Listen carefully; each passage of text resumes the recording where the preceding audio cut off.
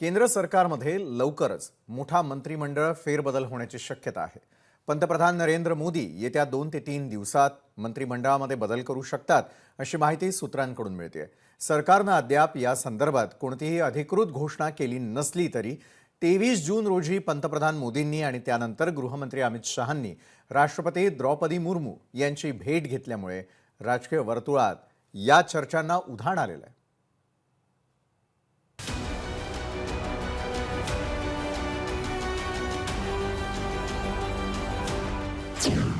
मोदींच्या मंत्रिमंडळात मोठा फेरबदल होण्याची शक्यता आहे। येत्या 2 ते 3 दिवसात मंत्रिमंडळ विस्तार होणार। शिवसेनेला केंद्रात आणखी 2 मंत्रिपद मिळणार। केंद्रीय मंत्रिमंडळाच्या प्रस्तावित फेरबदलात काही नवीन चेहऱ्यांचा समावेश होऊ शकतो, तर काही विद्यमान मंत्र्यांची खाती काढली जाऊ शकतात किंवा त्यांच्या खात्यांमध्येही बदल होऊ शकतो अशी चर्चा आहे। महत्त्वाचं म्हणजे मंत्रिमंडळाच्या या फेरबदलात शिंदेंच्या नेतृत्वातील शिवसेनेला 2 मंत्रिपदं दिली जाण्याची ही शक्यता वर्तवली जाते। उपमुख्यमंत्री एकनाथ शिंदेंचे पुत्र आणि खासदार डॉक्टर श्रीकांत शिंदेंना केंद्रीय शिक्षण मंत्री पद दिलं जाण्याची जोरदार चर्चा आहे। सध्या शिवसेनेकडे केंद्रात प्रतापराव जाधव यांच्या रूपानं एकमेव मंत्रिपद आहे। जाधव यांच्याकडील सध्या असलेलं आरोग्य राज्यमंत्री पद काढून घेऊन ते काहीच दिवसांपूर्वी ठाकरे सेनेतून शिंदेंच्या नेतृत्वातील शिवसेनेत सामील झालेल्या संजय जाधव यांना दिलं जाण्याची शक्यता आहे, तर प्रतापराव जाधव यांच्याकडे केवळ आयुष खात्याची जबाबदारी कायम राहू शकते।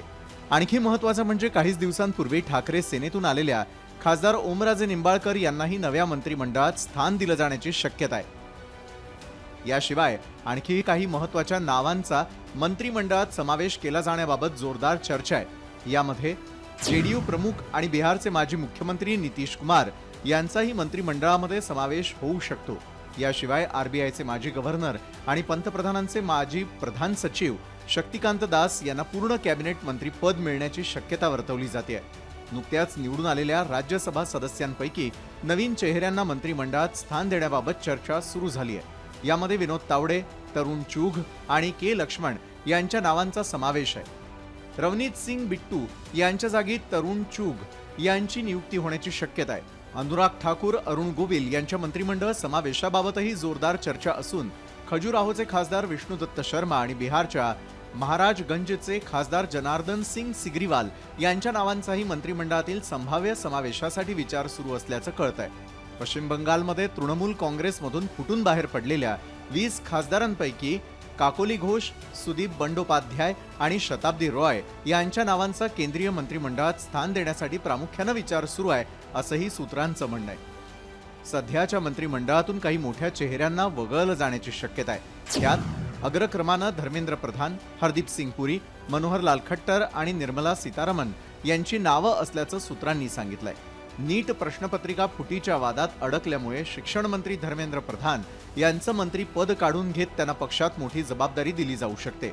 शिवाय पंकज चौधरी आणि हर्ष मल्होत्रा यांनाही मंत्रिमंडळातून मुक्त केलं जाऊ शकतं। त्यांना भाजपच्या केंद्रीय संघटनेत अधिक सक्रिय आणि महत्त्वाची भूमिका दिली जाऊ शकते। पेट्रोलियम मंत्री हरदीप पुरी यांच्या जागी राघव चड्ढा किंवा अशोक मित्तल यांना संधी दिली जाऊ शकते।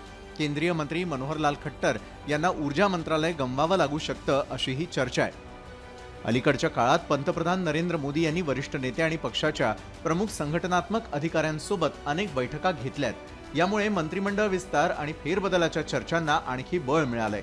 मंत्रिमंडळात फेरबदल झाल्यास सुमारे अर्धा डझन राज्यमंत्र्यांनाही पदावरून हटवलं जाऊ शकतं। मंत्रिमंडळ फेरबदलावरील राजकीय चर्चांना वेग येत असला तरी केंद्र सरकारनं प्रस्तावित बदलांबाबत अद्याप कोणतीही अधिकृत घोषणा केलेली नाही। ब्युरो रिपोर्ट, लोकशाही मराठी।